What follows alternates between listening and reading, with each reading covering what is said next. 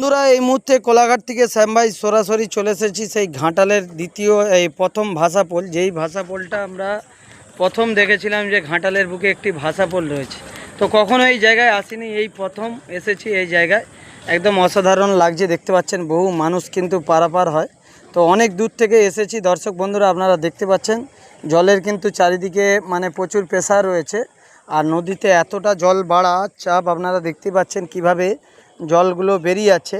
তার মধ্য থেকেই কিন্তু কোলাঘাট থেকে শ্যাম ভাই সরাসরি চলে এসেছি এই ভাষাপোল দেখতে।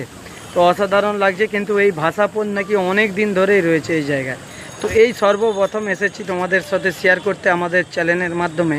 যারা আমাদের ফেসবুক ফলো করে রাখছেন, এই সর্বপ্রথম এসেছি এই ঘাটালের সেই প্রথম ভাষাপোল, যেটা আমাদের চোখে দেখার জন্য। দেখুন বহু মানুষ আসে এখানে, ফটো টটো তুলে নিয়ে যায়। আর এখানে দূর দূরান্ত থেকে কিন্তু এই ঘাটালের এই ভাষাপোলে আসে লোক। আর এখানে যারা পারাপার হয় কিন্তু পয়সা লাগে না।